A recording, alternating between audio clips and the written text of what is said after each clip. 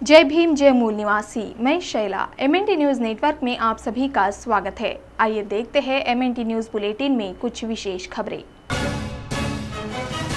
मूल निवासी संघ कच्छ जिला यूनिट की ओर से तथा Akhil Bharatiya SC/ST railway employees union भुज के सहयोग से मूल निवासी संघ प्रायोजित मूल निवासी मेला का आयोजन किया गया है, जो राष्ट्रपिता महात्मा ज्योतिबा फुले एवं राष्ट्र निर्माता बाबा साहब डॉक्टर अम्बेडकर इनके जन्मदिन के उपलक्ष्य में 11 अप्रैल से 14 अप्रैल तक मनाया जाता है, जिसके तहत संगोष्ठी का आयोजन कर रविवार दिनांक 14 अप्रैल को BS4 महाजन जागरण अभियान कार्यक्रम लिया जाएगा, जिसका विषय होगा राजनीतिक सत्ता से ही समाज का उद्धार संभव, बाबा साहब। यह आयोजन सुबह 10 से 1 बजे तक रेलवे कॉलोनी भुज में किया जाएगा। प्रबोधन के पश्चात राजमाता जिजाऊ एवं राष्ट्रमाता सावित्रीबाई फुले विद्यार्थी सम्मान कार्यक्रम का भी आयोजन किया जाएगा।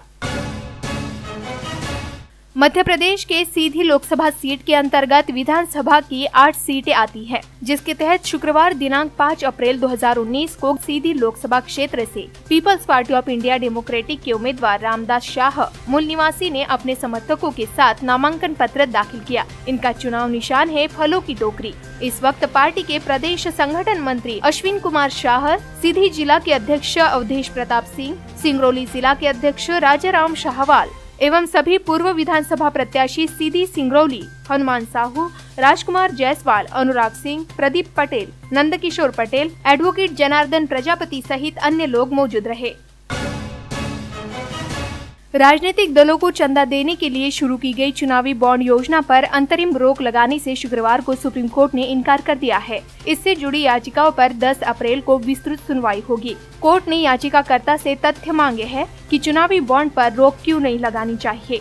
याचिकाकर्ता NGO ADR की ओर से वकील प्रशांत भूषण ने चीफ जस्टिस रंजन गोगोई की अध्यक्षता वाली बेंच से कहा है कि चुनाव के मद्देनजर चुनावी बॉन्ड के जरिए बहुत से फर्जी अकाउंट बनाए गए हैं। हजारों करोड़ का काला धन इनके जरिए राजनीतिक दलों तक पहुंचाया जा रहा है। चुनावी बॉन्ड की रकम का 95% सत्तारूढ़ दल भाजपा को मिला है। केंद्र सरकार की ओर से पेश अटॉर्नी जनरल के वेणुगोपाल ने इस पर आपत्ति जताते हुए कहा कि प्रशांत चुनावी भाषण दे रहे हैं। उल्लेखनीय है कि पिछले साल मार्च में लोकसभा में फाइनेंस बिल 2017 में संशोधन किया गया था।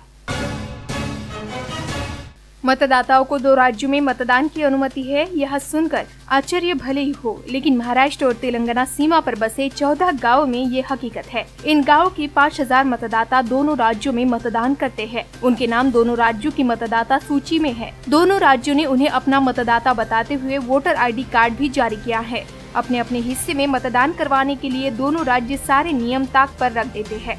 महाराष्ट्र के चंद्रपुर और तेलंगाना के आदिलाबाद लोकसभा सीट के प्रत्याशी अपना अपना प्रचार करने भी गांव में आ रहे हैं। सामान्यतः एक मतदाता एक ही जगह मतदान कर सकता है। 2 जगह नाम होने पर और वोट डालने पर अपराध की श्रेणी में आते हैं, लेकिन सब जानते हुए भी कोई कार्रवाई करने को तैयार नहीं है। हालांकि इस बार 11 अप्रैल को ही दोनों राज्यों की इन सीटों पर मतदान होने के कारण असमंजस की स्थिति बनी हुई है। मतदाता दोनों राज्यों में वोट डालने के लिए नए नए रास्ते निकालने में लगे हुए हैं। चुनाव आयोग ने पहली बार राजनीतिक दलों के लिए घोषणा पत्र जारी करने की समय सीमा तय की है। घोषणा पत्र के संबंध में जोड़े गए नियम के अनुसार मतदान से 2 दिन पहले तक की राजनीतिक दल अपने घोषणा पत्र जारी कर सकेंगे।